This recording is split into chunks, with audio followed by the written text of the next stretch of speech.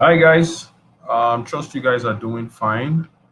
Welcome to another edition of the Traders Hangout. How are you guys doing?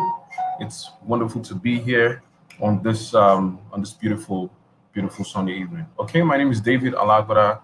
I am the CEO here at Swap the Markets and also the lead mentor at our trading school. How are you guys doing? So.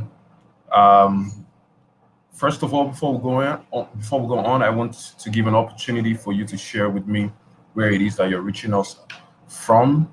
Um, I can see Ijoma here. Ijoma Amadi was here, who's saying, "Hello and thanks for giving me a chance to learn." Wonderful, wonderful, wonderful. Super excited. Okay, so we'll just slowly wait for our other viewers to come join up. So as you join up, just share with us where it is that you're watching us from, and let's get to know you, what your name is, where it is you're watching us from, as we slowly work into today's session. And for those of you who are just joining us, who have not had the opportunity to follow our Traders Hangout, the Traders Hangout is an initiative that essentially brings on real life traders to come share their experiences and allow for others to glean off of it. It's conversational, it's educational, it's it provides a little bit of it in a very relaxed, not excessively serious platform sort of setup.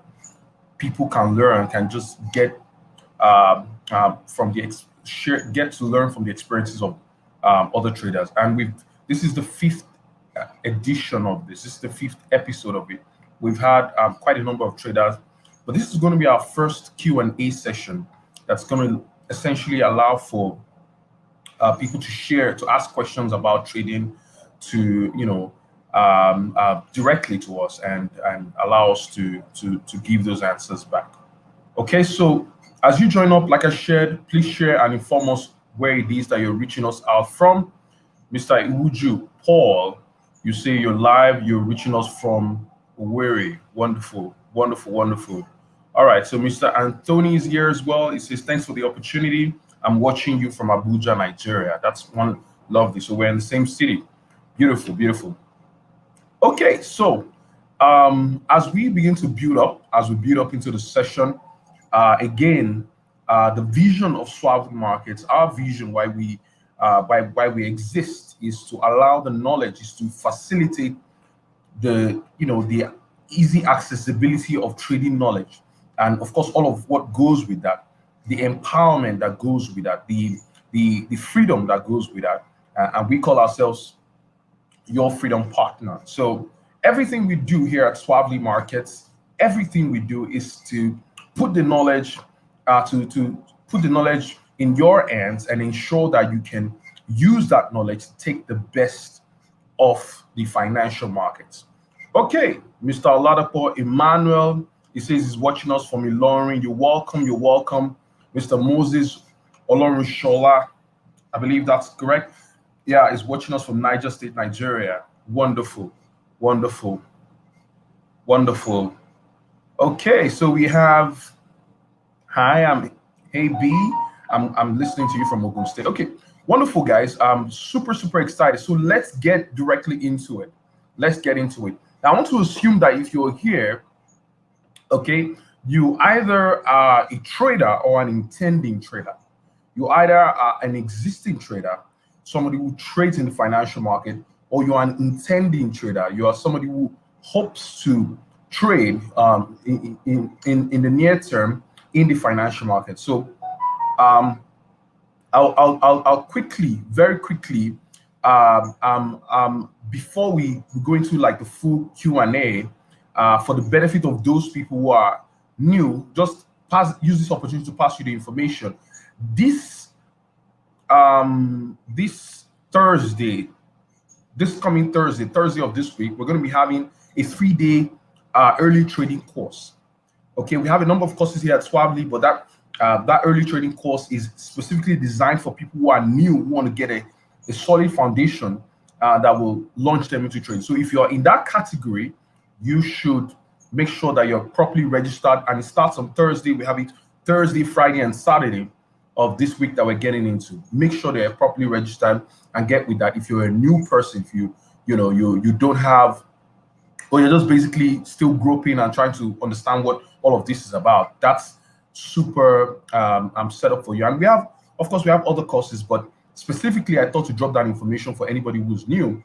Thursday, Friday, and Saturday of this week that we're getting into, we're going to have a 3 days early trading course, and it will set you up for and yes, so in a second, I should also mention to you that we have a professional mentorship initiative. Now, I'll share this. I'm just sharing this as I allow more people to join in on the call, as I allow more of you to join in on the call. And you should have your notepads ready and all that. If you have trading questions, put them down. I will address those questions. It's going to be a Q&A, questions about trading, whether it's questions about strategies, questions about risk, questions about psychology, whatever area of trading that you might feel like you struggle with, just put down those questions. Well, we'll go on a quick break right now, and we will be sharing in the break about our professional mentorship initiative, our trading school that lasts for 7 weeks. Okay, that's different from the early trading course that's coming up next week. That's a full-fledged sort of mentorship, apprenticeship learning program where you basically learn over the course of about 7 weeks. Very, very amazing. So let's quickly take a look at that, and as you begin to get your questions together, so I'll see you on the other side of this.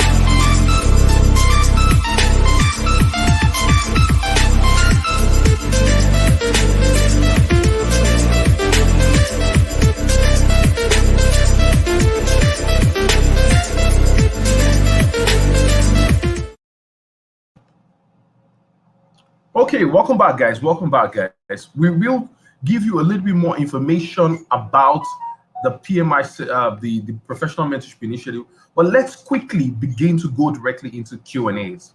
Okay, let's quickly begin to go directly into Q&As. Okay, so if you have any questions, you can use the comment. And I recently completed the Professional Mentorship Initiative. Okay, so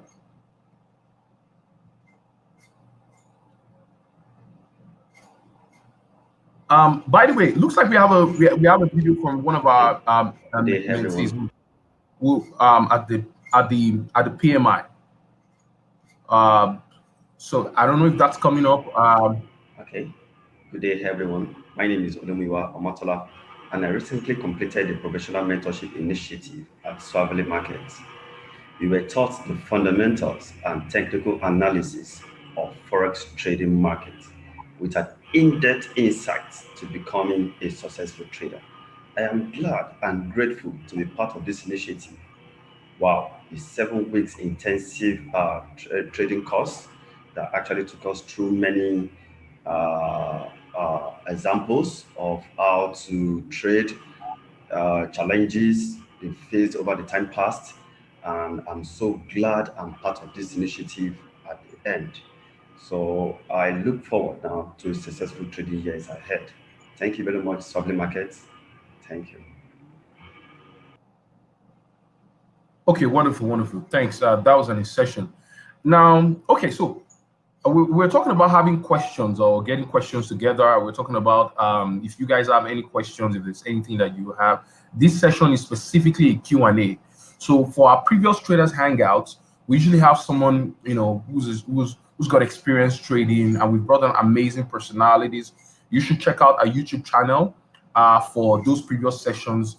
Amazing personalities doing amazing things within the financial markets. You should check it out. So, but pretty quickly, let's begin to get those questions. But before those questions come in, let me just begin by sharing something one of it's sort of like a bit of a insertion while I wait for those questions to come in. So I'm going to be sharing a review of trading phases. Okay, so I'm going to be sharing about trading phases. Okay, like what do I mean by trading phases? Okay, the phases that need to be completed for you to trade ideally.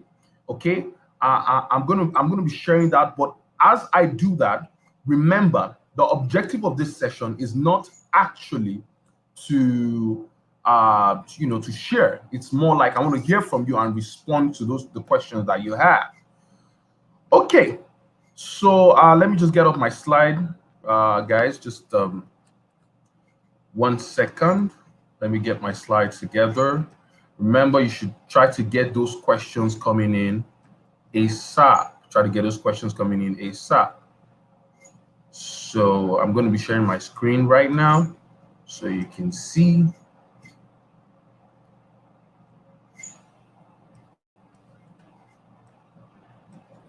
Okay, guys. So I'm going to be I'm sharing with you about these phases as it relates to trading. Okay, as it relates to trading, and before you go live, before you begin to trade an actual live account, you should have mastered these phases. Okay, repeatedly. You should be very comfortable with the effecting each of these phases. You should have done it over and over and over again before you go live. And in fact, when you go live, you must constantly test that you are following through these phases. Okay. Okay, so I'm going to be sharing that, and as I share that, remember, guys, put in your questions so that we can have we can respond to those questions. All right. So the first stage, okay, of first phase of trading will be the idea generation phase. So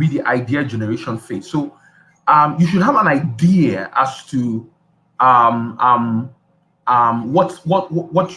what you expect. Okay, you should have an idea around you should have an hypothesis, more or less, around the market behavior. Okay, and that hypothesis is supposed to be what preempts you even either deciding to research about a strategy or deciding to begin trading in the first place. What do I mean by an idea generation? You should, for instance, for trend traders, okay, traders who trade trends, you should if you wanted to get into a trade, you should be looking for things that confirm the existence of a trend. So whether you're going long or you're going short, you should have a sense of the direction, okay, as a function of your knowledge of trends. So as an example,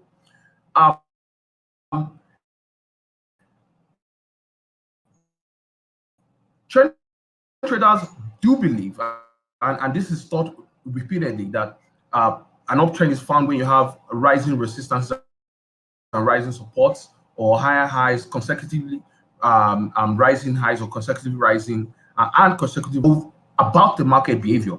So you should have an idea about what's happening in and around the market. Anything absent of something, anything absent of this kind of an understanding when you're starting out equates gambling. It means that there's nothing that's driving your playing in the market, and you simply can't. That's not something that you want to do. So you begin from that. You begin from that place. You have to have an idea around the behavior of the market, and how do you generate some of those ideas? One way to generate it would be have a lot of screen time. Spend a lot of time checking through the behavior of the prices of different assets, or you can have a shortcut through that by studying folks who have had screen time and sharing, who now share about what experiences that they have or the things that they tend to notice. So it begins from that point. having an idea around the behavior of the market, having an idea around, having something that you an hypothesis that you have about the market. So it begins at that place. Then the next thing you want to go to is its analysis. Okay, you should have the ability, okay, to analyze price behavior. And a lot of the times this is based on, especially technical analysis, this is based on historical there are other means of analysis, but the large part of what a lot of traders do is technical analysis, which basically is about patterns, looking for repeated patterns in the markets, looking at things that have often happened, and trying to use that to sort of predict what's going to happen. So the flow is you have to have some kind of an idea about how the market behaves, and that idea should be occasioned either as a function of your own study, okay, your screen time, or the study of others.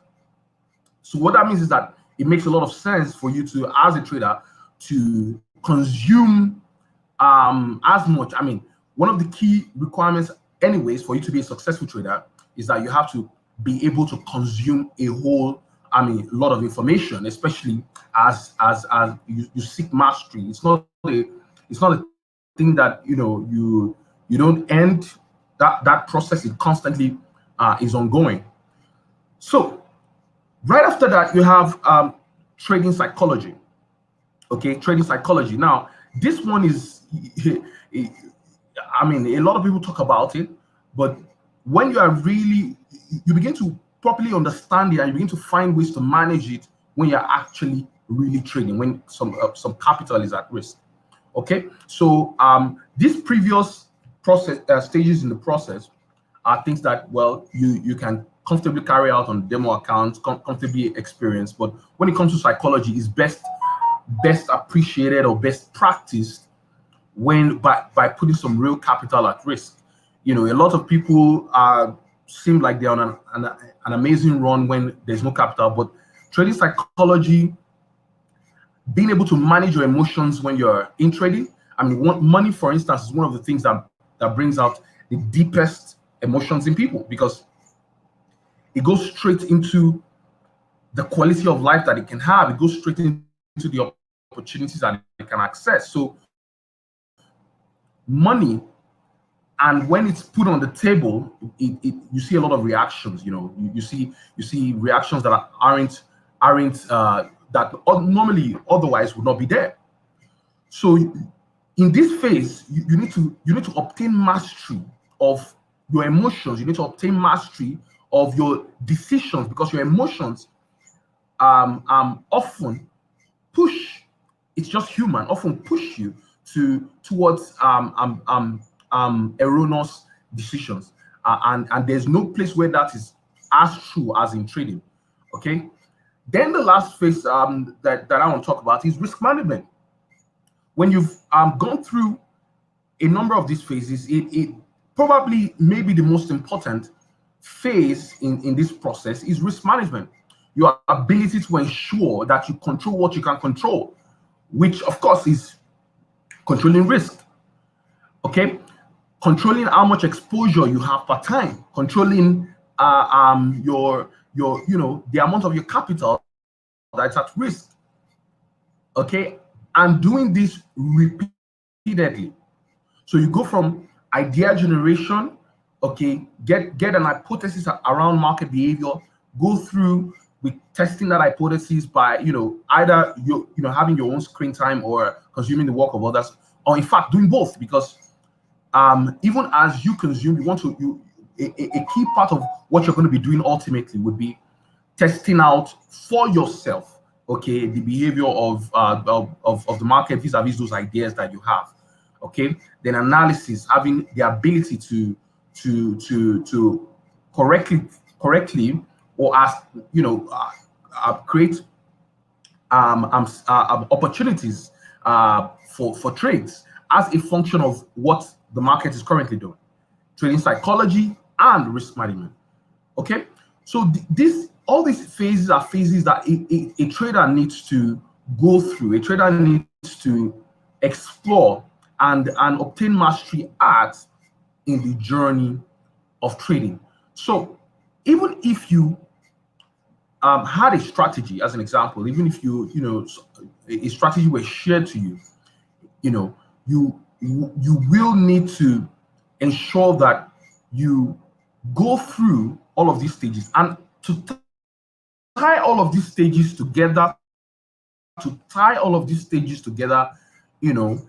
would be understanding how to properly, journal your process or your success. I've seen, I always say this to our mentees. I always say this to people who follow us, that you cannot improve what you do not measure. So being able to journal,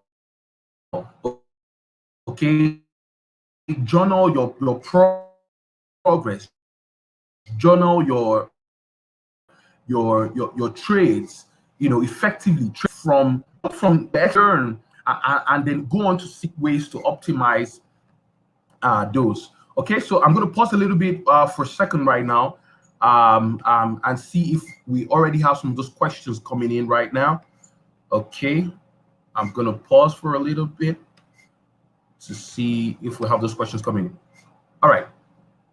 So I can see a question right now. My question is psychological level, uses of psychological level, and how to determine the psychological level. Okay, let me see if there's another question here.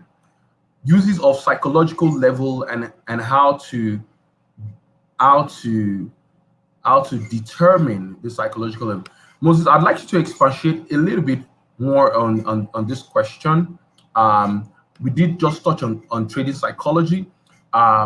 There's two things that I think about when I look at this question. I think about trading psychology, okay, which is relevant to the individual, okay, because your mastery of trading psychology is a function of your ability to check your emotions and doing whatever is required to ensure that you can keep to a trading plan, keep to a trading rule, and ensure that you do not deviate from that. And there are a number of tricks and a number of tools that traders use. For instance, traders sometimes close their trading platform. You trader in order to not, in order to better manage how their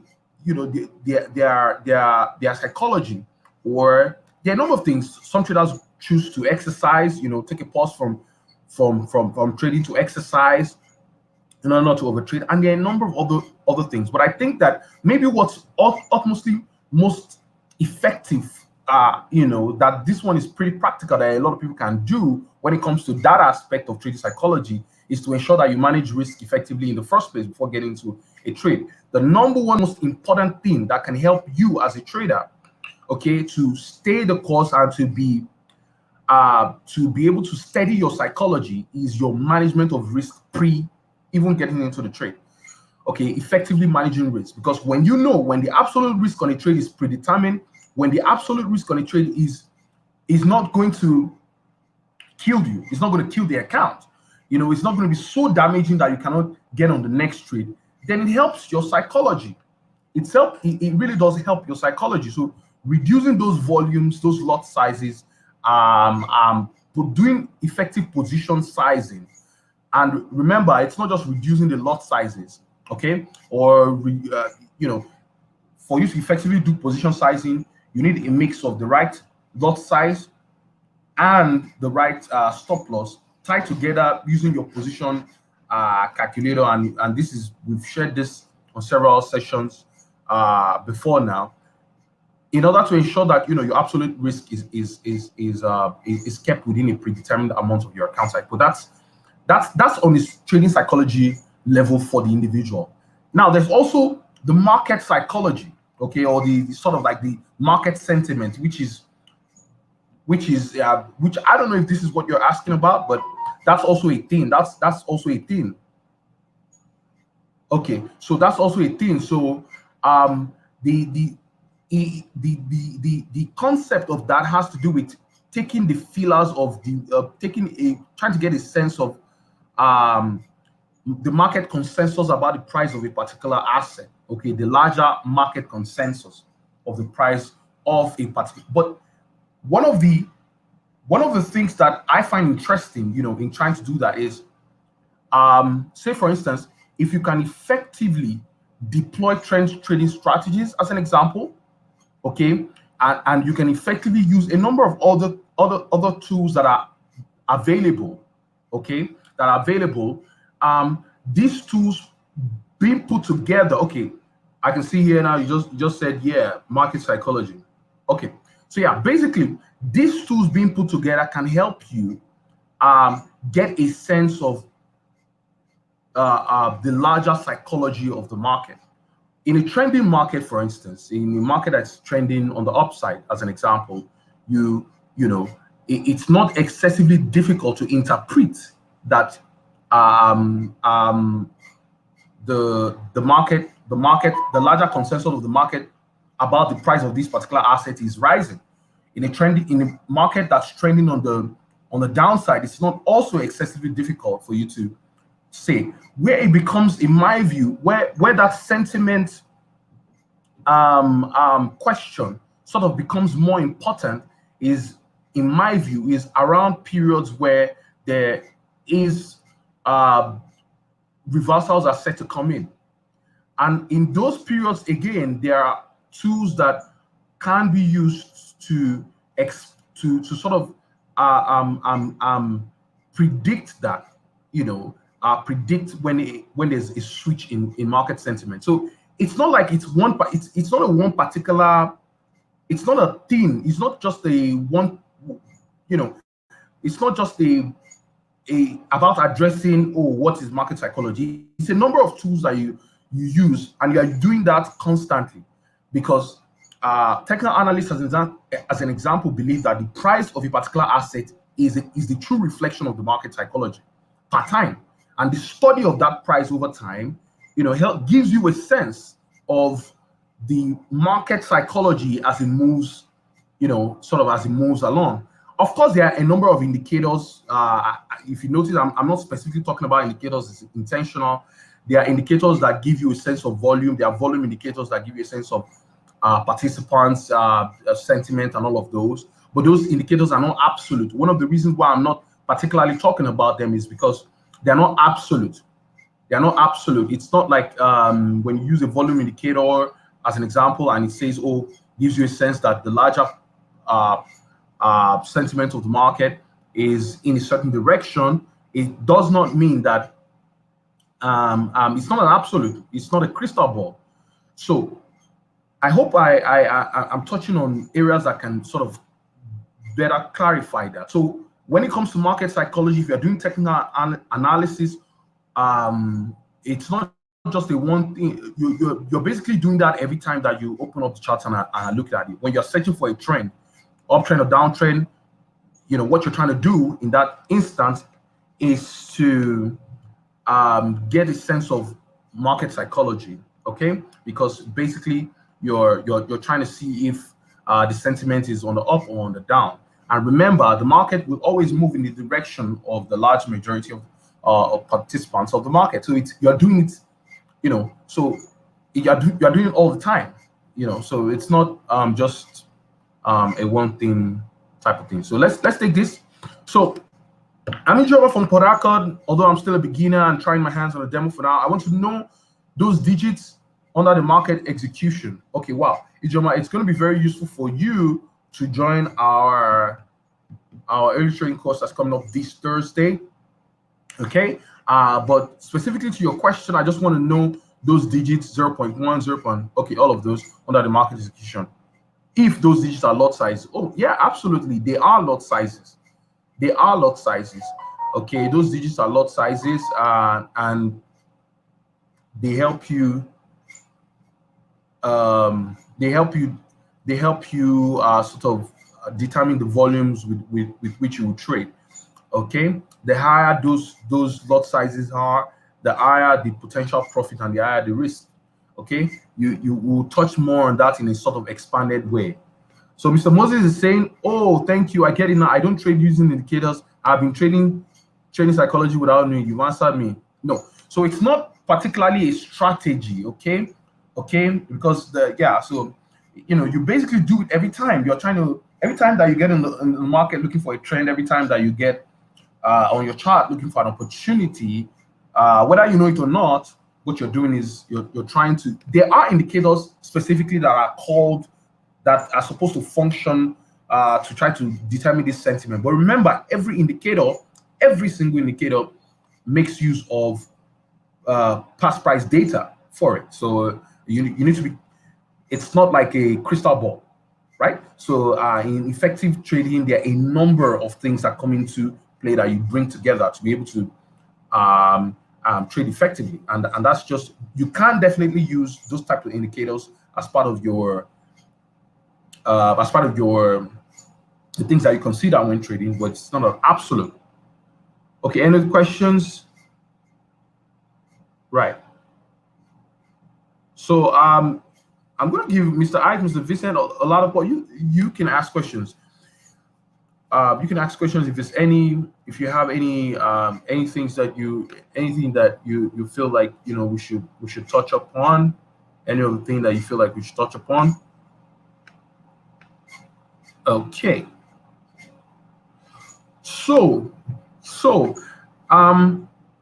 whilst we wait for the questions, again, let me touch on. Okay, again, let me touch on. Okay, before we do that, let's go on a quick break. Okay, let's go on a quick break. We in the next minute or so we'll be back. Okay, let's go on a quick break and we'll be back.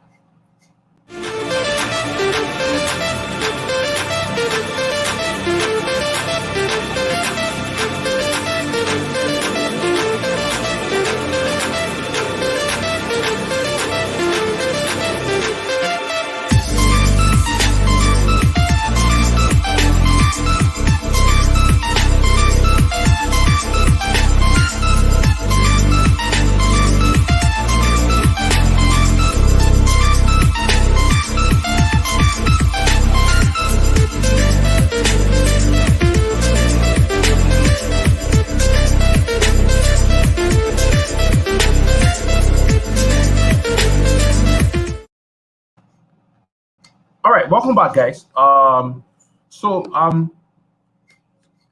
is saying here, please touch on leverage.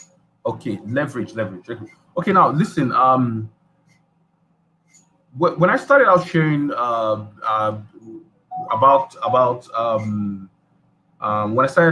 about margin, leverage, lot size, and all of these things, I found out that one of the easiest ways to explain leverage, okay, one of the very easiest ways to explain leverage was to make it in a was to explain using typical commodities trading. What I mean, typical commodities trading. Imagine you want to buy a barrel of oil. Okay, you want to buy a barrel of oil, and the cost of that barrel of oil is 100,000. Okay, and they don't sell fractional values of oil of that barrel. So you want to buy a barrel of oil that costs 100,000. Imagine if it were possible, okay, for you to purchase that barrel of oil, okay, with just 5,000 naira. You want to buy a barrel of oil, it normally should be 100,000. But imagine if it were possible for you to just purchase it with 5,000 naira. That's what leverage does. So if you are purchasing it with just 5,000 naira, that means that you're basically purchasing it at 5% of its total capital to access a trading position. Leverage comes in to reduce the required capital to access a trading position. And leverage is usually built into trading accounts at the point at which the broker provides you that.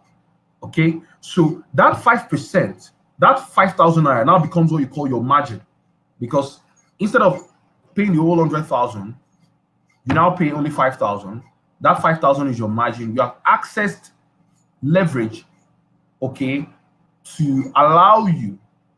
You have accessed the kind of leverage that would allow you to only access that position with just 5,000 naira. Okay, so usually leverage is taking. You see leverage. You see leverage of. You see something like 1 to 100, 1 to 500, all of those things. So if you take a leverage, if you have an account that the leverage is like 1 to 500 as an example, that leverage means that you only require just one part. Okay, out of you only require 1 out of 5. If you want to take a position, you only require 1 divided by 500, 1 part of 500 in order to be able to access that position. In this example I just gave you now of the example I just gave you now of the trade of the oil, the simple example of oil. Somebody who is able to access that 100,000 naira worth of a barrel of oil with just 5,000 as taking a leverage of 1 to 20. How do I know? Because that is capital of 5,000 naira. Okay, multiplied by 20 is what of a fact should have been necessary to open that particular position.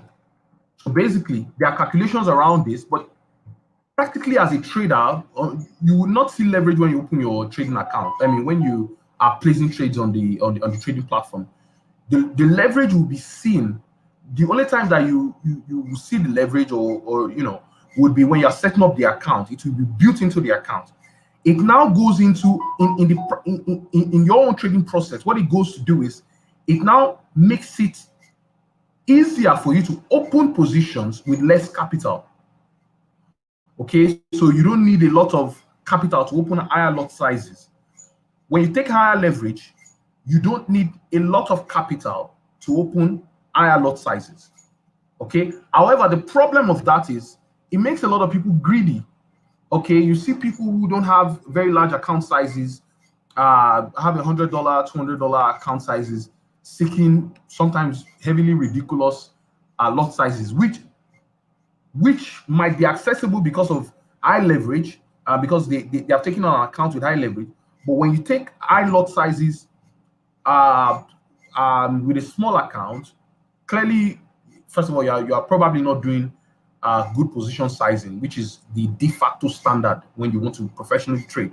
Every single trade, you should have done your position sizing. So when that is done, it's clearly irresponsible, and it probably would lead to a bad outcome ultimately, even if you make money for a while doing that. So it's probably irresponsible, and it probably is going to help you crash that account at the end of the day. So what you want to do is to understand that, listen, leverage allows you, in summary, leverage will allow you when you take a high leverage. So you're opening an account, you open an account with 1 to 500. It will allow you to take higher lot sizes.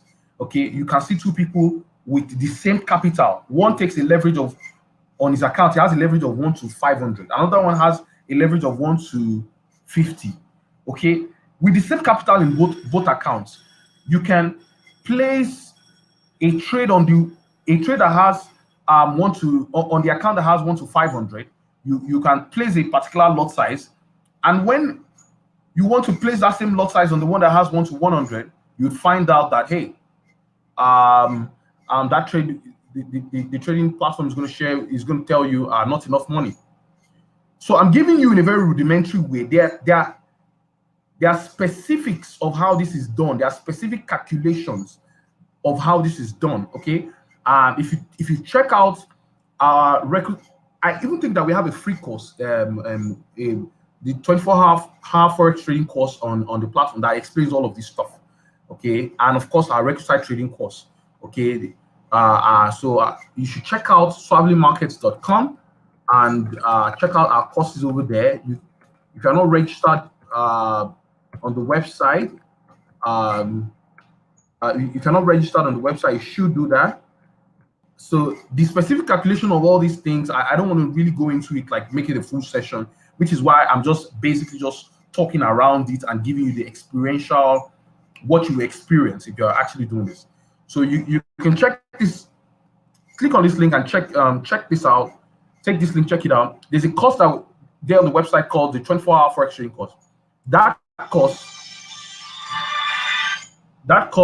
explains this in a little more detail. So somebody is asking, please, is there a WhatsApp group someone can join? So on Telegram, okay, if you are listening now, you should know that we have a Telegram channel. Now we also have a discourse group on the Telegram channel, and that discourse group, a lot of people are taking advantage of that. We just basically share and converse. Okay, our main Telegram channel does not allow you to give feedback, but our discourse group allows you to give feedback. You can ask your questions, on and on like that. So I hope I answered that question. The specific details of margin, leverage, all of these things are in that 24-hour forex trading course on our website. Okay, but the experiential sort of what you would experience, the experiential way in which you would see this is that when you take a high leverage, okay, you'll be able to open higher lot sizes. When you take a low leverage, you would not be able to open certain kinds of lot sizes because your margin will increase. Okay, the required margin to be able to access margin as in the amount that you need to be able to get those lot sizes, get place those trades with those lot sizes will increase. Okay, so two accounts, one with high leverage, one with low leverage. Okay, the one with low leverage might not be able to access some kind of capital, but the problem is the guy with the high leverage will be likely able to open higher lot sizes. But if he's not doing proper risk management and position sizes, that access to increased lot size is probably going to kill the account at the end of the day. So you got to be careful when you take those high lot sizes. Okay. Any other questions, guys? So somebody says, how do I take cognizance of leverage for trading? For example, what's the difference between a 1 to 100 leverage account and a 1 to 200 account in terms of lot size to use when trading? Listen, guys, I'm explaining the concept of leverage. Doesn't mean that it is you take in cognizance necessarily, okay, when you want to place trades. What you should do when you're placing trades is to do what you call position sizing. You size the position as a measure of your account size. Okay, so however, pro traders do not even need a lot of leverage anyways. Okay, so I've seen a lot of traders. I personally myself can trade comfortably even with an account of 1 to 50. Okay, even with an account of 1 to 50 leverage. Okay, comfortably, very, very comfortably, without any problems whatsoever. So it's not about how do I plan this at the beginning of the trade?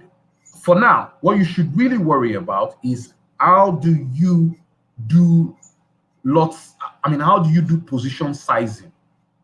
Okay, position sizing is really, really, really the thing that you should be most concerned about, because leverage, you can even have a very high leverage, 1 to 1,000, 1 to 2,000, whatever, but it does absolutely nothing to you. It doesn't hurt you in whatever form because you're not even taking increased lots. You're doing position sizing and you're not even taking those very high lot sizes. So it's not really much of a problem. Okay. All right. Any other questions, guys? Okay. So I should mention to you guys that very soon we're going to be starting something called a trading challenge. We're going to be starting the details of that will be shared. Okay, we will find a way to share the details of that. One of the things that I've seen that is a problem for a lot of traders is just the discipline of showing up. Okay, being able to get up and just get this done. Because no matter how brilliant you are as a trader, no matter how good you are, you still have to do the work. You have to get up. You have to, have the discipline to do the market analysis, have the discipline to check up on your trades. You have to get up and do what needs to be done in order to be able to succeed. So I'm pre-announcing this now. So you be on the watch out for on our across our groups for this challenge. This challenge is what basically going to pick a couple of strategies, okay, and we would allow you the opportunity to use this sort of tools, just and use the community support that we have, okay, to imbue that discipline of getting up, imputing the trades, and sort of have a community that sort of gingers you, provides you the ginger to continue to do this. Okay, so I'm very excited about that, and we will be seeing how you'll be hearing more of that in the day. So something for you guys to look forward to in the days to come. All right, guys, we're gonna go on another break right now, and we're nearing the end of this particular session. I will want you to still look at, while we're on this break, think about it. Whatever question that you have, just think about it, and I'll be right back.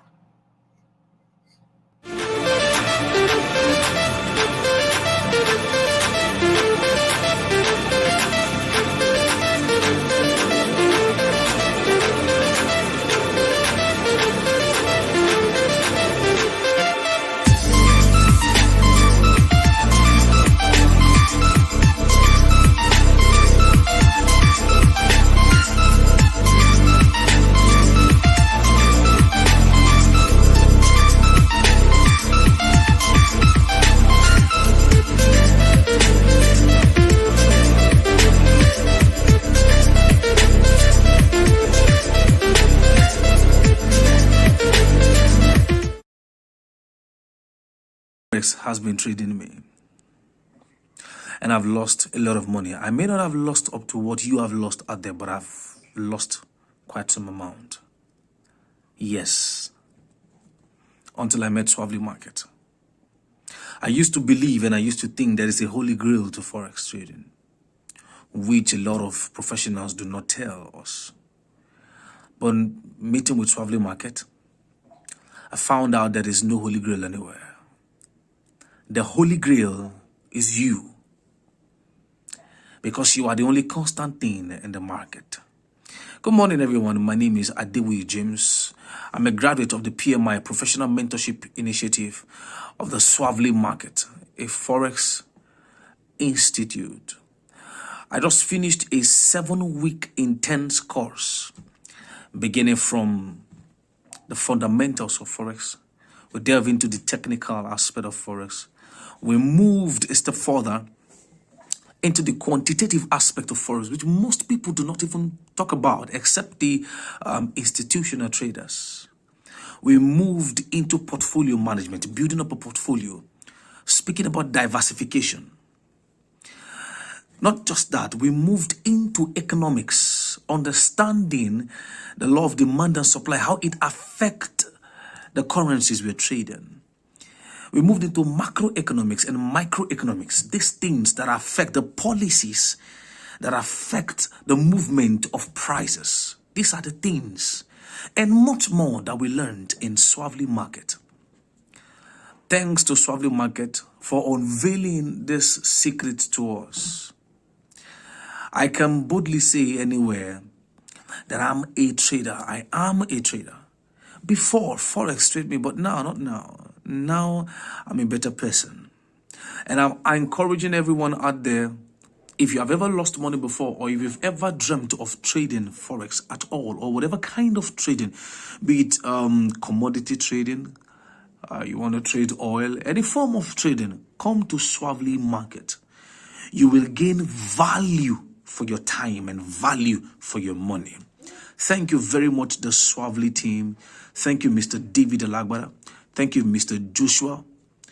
Thank you, everyone. I remain James Adewi, a proud alumni of Professional Mentorship Institute of Swavely Market. Thank you. Okay, guys. Wonderful. I'm always very excited when I see some of those feedbacks from our past classes. Always very, very excited. And we're going to do we're going to do a lot more. Even with a lot of the alumni, so much opportunities. I keep sharing that with our alumni. We're building a first-class alumni community. You really want to join. You don't want to miss. I'll just take a few more of these questions right now. What time frames do you recommend for taking trades and monitoring trades? That's a funny question. If I were to answer, I'll say all time frames. It's a funny question, right? It's a funny response. I'm sorry, not a question, but I would say all time frames. One of the things I would teach is how to do multi-time frame analysis. Getting the right context is probably maybe the most important trick that any successful trader has. It's not about one particular time frame.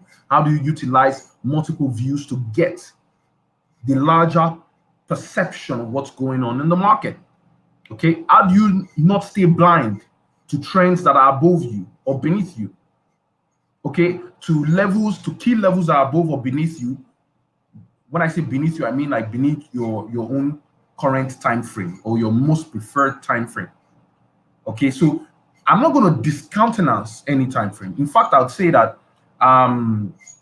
you should get very comfortable. Okay, if you're a technical analyst, get very comfortable at switching between.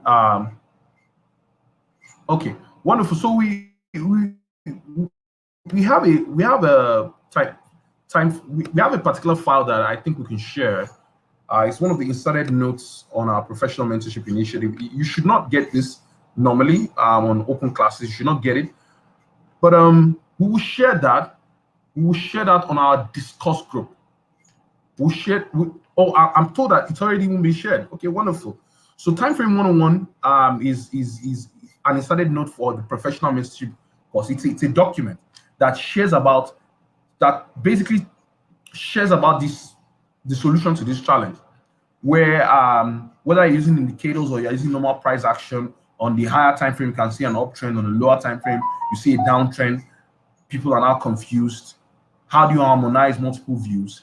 For me, it's one of the greatest weapons of a trader or of a good technical analyst. Okay, very important. So when you ask me that question, my answer is that I would rather that you have the skill, not just of saying, okay, which time frame is the best, is of saying, how do I harmonize multiple views? Then it's also important to know your reality, okay, as a trader. Okay, some traders, for instance, can afford more screen time. They can sit in front of the screen a lot more because of the nature of their jobs or their day-to-day. Some don't have as much time as that. That goes into your selection of time frames. Okay, we share about what we call the broad view / filter time frame. We share about the entry time frames. Those time frames are different. As a general rule, one of the things you want to do as a trader is to combine multiple time frames, beginning from the ones that are higher. You want to look at those higher time frames, look at the key levels on the higher time frames, and then you can want to drill down to those lower time frames and get to your entry time frame. Okay, so it's very important. Another question here is how can one develop and stick to a particular strategy? How do you develop a strategy? First of all, I think this question has two parts. How do you develop a strategy? Then how do you stick to a strategy? How do you develop a strategy? Like I started out with, you have to have some kind of an hypothesis around the market behavior. Then you should now go ahead and test that hypothesis around the market. There are different sort of classes of strategies. Okay, so you have the trend following strategies. You have the sort of like the range play strategies. So it depends on, so you begin from understanding that, okay, the market, a trend strategy, for instance, begins from an understanding that the market plays in trends. A range play strategy, in certain times, it plays in trends. A range play strategy would begin from another hypothesis that, for instance, the market begins in the market also plays in a range at certain times. Okay, so if you have a trend strategy that understands that the market gets into trends up or down at it, you can now proceed to now begin to test out how do you know the best place to enter within a trend.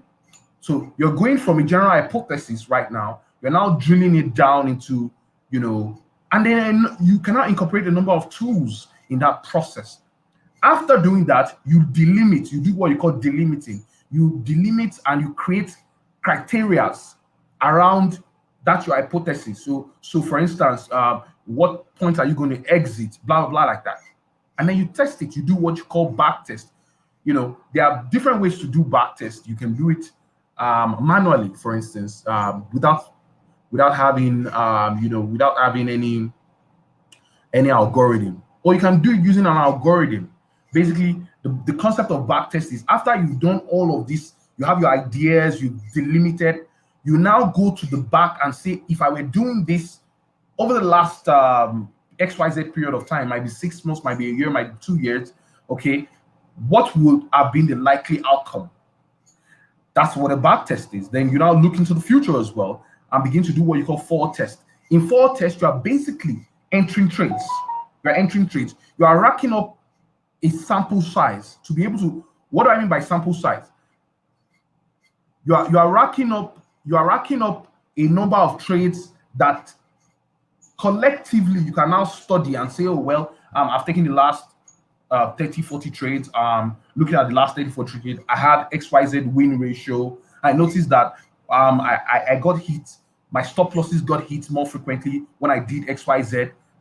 You know, do you understand what I'm saying, guys? So I'm answering the question of how can one develop a particular strategy in trading. That's what I'm. So you begin from your hypothesis. The hypothesis is a function of market behavior, okay? Things that you've noticed about the market or things that other people have noticed, okay, about the market. Then you now go into delimiting and getting your specifics, okay? You look at the tools that you will use and on like that. Remember, guys, you can take, and let me just drop this. You can take information, okay, about an hypothesis in trading from anywhere. You can get it on the internet, you can get it anywhere. But what you should not do is to own that strategy without doing your own test and your own confirmations. You want to have those sample sizes, basically have enough data about it, place those trades and all that before it now becomes what you now say is my strategy. Are you guys with me? So you don't go to YouTube or whatever and just watch a video and then, oh, I just found a strategy, and next thing you go to a live account. It's usually a recipe for disaster, as a matter of fact. So what you want to do is you want to when you take information online, what you want to look at it as is, oh, this is an hypothesis, okay, an idea of how the market behaves.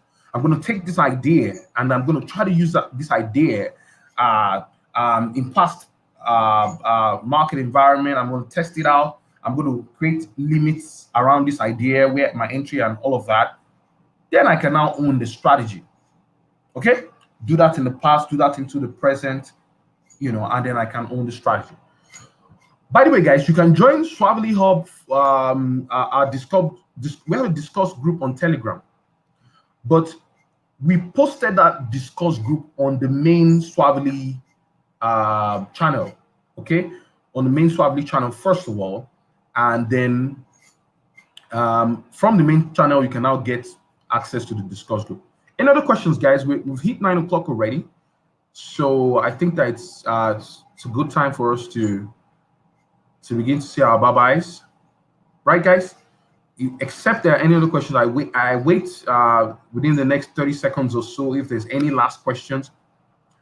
And but if in the absence of that, I still haven't seen any. Remember, guys, we have our foundational course, early trading course, starting on Thursday. Okay, it's going to be on Thursday, Friday, and Saturday of the week that we're getting into. All right, and it's very well suited for anyone who's just getting into the market, wants to understand and all of that. But we have other courses. For instance, we've shared repeatedly about the Professional Mentorship Initiative. Guys, this PMI is starting on the 26th. Okay, I want you guys to come into our community. I want to engage with you, not just myself, but other members of our team and our trading desk. I want to encourage you to take the step. We will be super excited to meet with you. In the absence of that, guys, thank you again for hanging with us on today's edition of the Q&A edition of the Traders Hangout. I hope you got some value from all of us on this site. It's bye for now.